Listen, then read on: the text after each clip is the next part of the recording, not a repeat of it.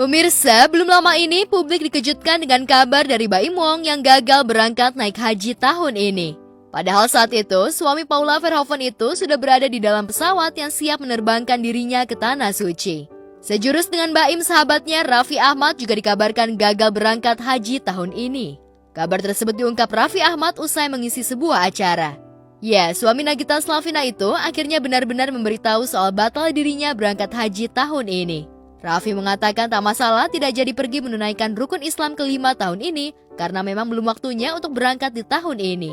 Ia berharap bisa melaksanakan haji di tahun depan. Rencananya untuk batal haji gimana?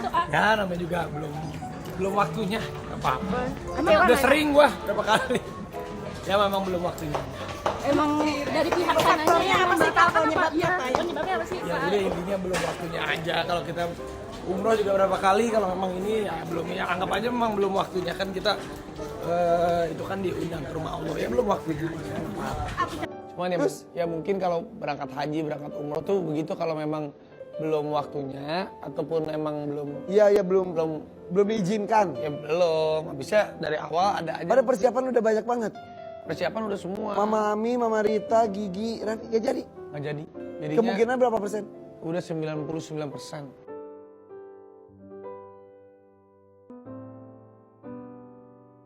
Padahal seperti diketahui, segala persiapan sudah dilakukan Raffi termasuk menggelar pengajian dan manasik haji bersama keluarga sebelum berangkat haji. Ia mengakui kalau saat ini memang sedang sibuk dengan berbagai kegiatan yang sudah dijadwalkan dan menyita waktunya.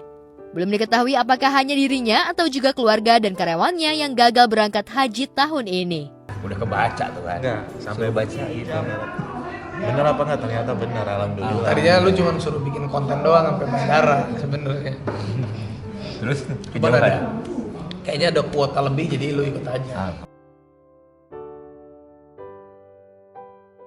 Seperti diberitakan sebelumnya, jelang keberangkatannya tersebut, Raffi mengadakan pelatihan sebelum pergi haji. Mereka diajarkan bagaimana memakai baju ihram sesaat sampai di Tanah Suci nanti. Nah ini udah berarti lu berangkat ya? Hubungannya kita nonton sampai habis, sampai nganterin bandara tuh habis. Ya udah, tuh dia udah pinter ya.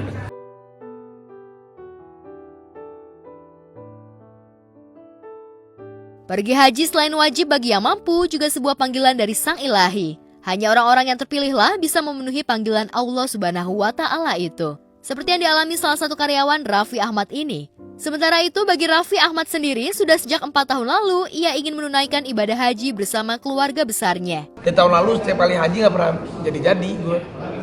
Ya, tiba-tiba jadi aja, karena nyokap gue yang minta. Bukannya waktu kita umroh terakhir Hans Stewart pernah bilang suatu saat nih kayaknya mau haji. Iya, kemana kan harusnya tahun lalu gue haji diundang sama dubes Arab, tapi nggak jadi. Tahun ini udah 4 tahun berturut-turut setiap haji selalu nggak pernah bisa, jadi tahun ini bisa lagi.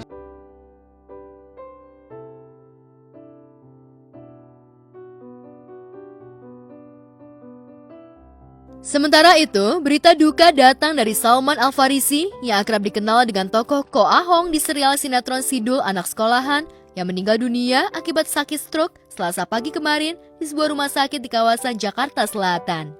Kabar duka tersebut disampaikan aktor Rano Karno, pemeran tokoh Sidul, melalui akun Instagram miliknya. Rano juga mengunggah foto yang menampilkan kebersamaannya dengan Salman atau Ko Ahong. Innalillahi wa inna ilaihi roji'un. Selamat jalan sahabatku Ahong. Walau kecil, pesanmu sangat besar artinya. Tulis Rano Karno di sosial media miliknya.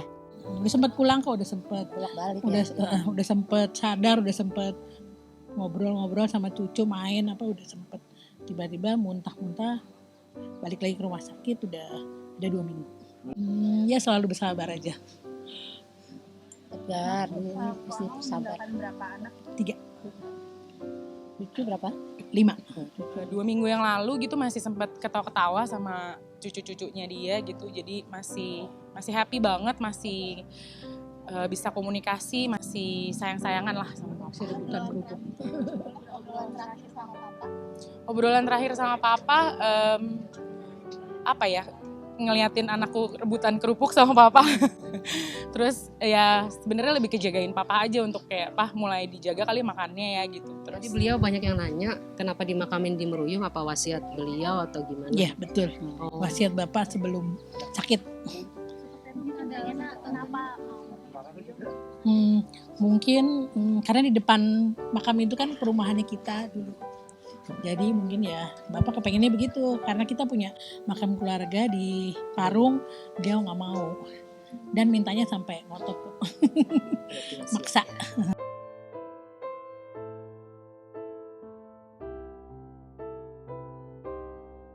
Sebelum dimakamkan di TPU Maruyung sesuai wasiat almarhum, jenazah terlebih dulu disemayamkan di rumah duka di kawasan Cinere, Depok. Sejumlah sahabat dan kerabat turut mengiringi almarhum ke tempat peristirahatannya yang terakhir. Suasana haru pun mengiringi prosesi pemakaman almarhum Salman Al-Farisi yang meninggal dalam usia 68 tahun.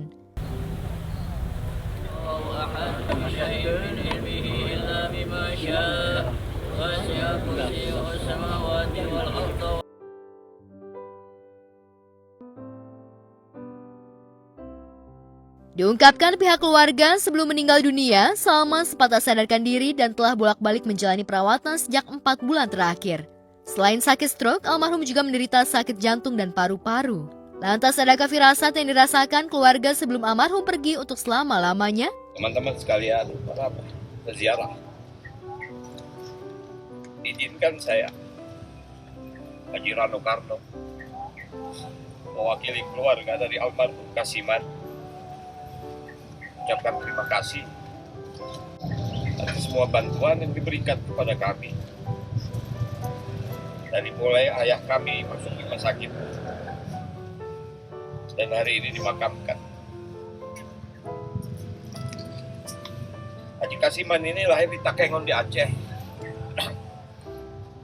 Dia adalah tokoh yang unik dari etnis Tionghoa, tapi hijrah bersama sang istri yang di sebelah ini, pergi haji bersama saya. Pulang haji dia mencari nama, maka dia memilihlah nama Salman Al-Farisi. Namun Kasiman ini lebih dikenal dengan namanya Ahong, yang kebetulan kami adalah bagian dari sebuah keluarga yang hampir 35 tahun kami bersama-sama.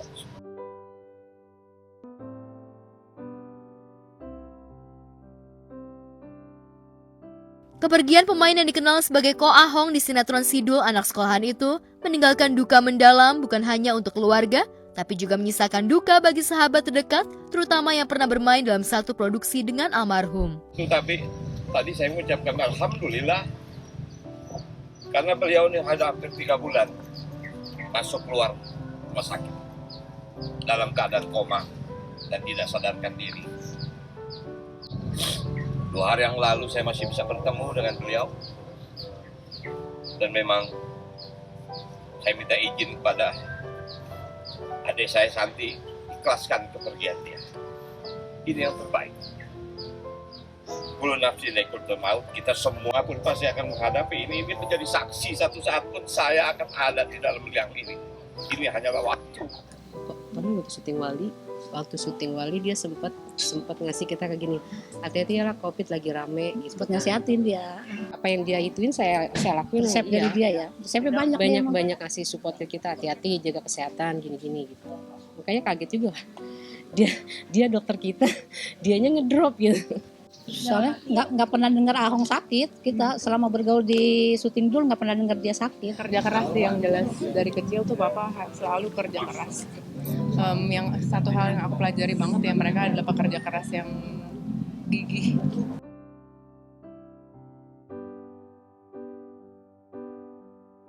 Sebagai sahabat almarhum dan juga sebagai sutradara sinetron Sidul Anak Sekolahan, Rano Karno mengenang cerita mengenal awal mula dirinya mengajak Salman untuk membintangi Sidul Anak Sekolahan yang berperan sebagai Ko Ahong. Saat itu Salman terkejut dan mengaku tidak bisa berakting. Ko Ahong ini saya kenal sebelum beliau terlibat di film atau di sinetron ya. Dulu saya usaha, kayak Pujasera gitu. Nah Ko Ahong ini dia koordinator yang menyamain lahan. Singkat kata, kenallah saya dengan beliau. Wah, tahun 80-an mungkin sebelum Sidul lah. Nah artinya kenapa saya ajak dia main dalam Sidul, karena saya perkenalan sebelum syuting gitu. Nah, ada pengalaman yang unik di saat saya mengajak dia, bingung dia. Aduh bang, saya nggak bisa main film, saya nggak bisa main sinetron. Saya bilang memang saya cari pemain yang nggak bisa main. Itu yang membuat dia kaku dan penampilannya membuat orang juga jadi kaget. Bayangin, dia harus menjadi pacarnya Jenab, kan tokoh yang sangat unik kan. Ninggalin pekerjaan karena pekerjaannya beliau masih bekerja di proyek belum selesai, jadi masih nitip pesan nanti kalau saya nggak ada kamu tolong lanjutkan semuanya, dititipin pesennya yang harus dihubungi siapa gitu.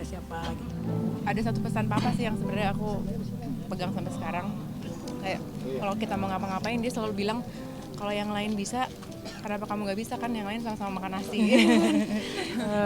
Kita percaya kalau papa udah happy di sana gitu. Mohon doanya aja untuk teman-teman untuk selalu mendoakan papa dan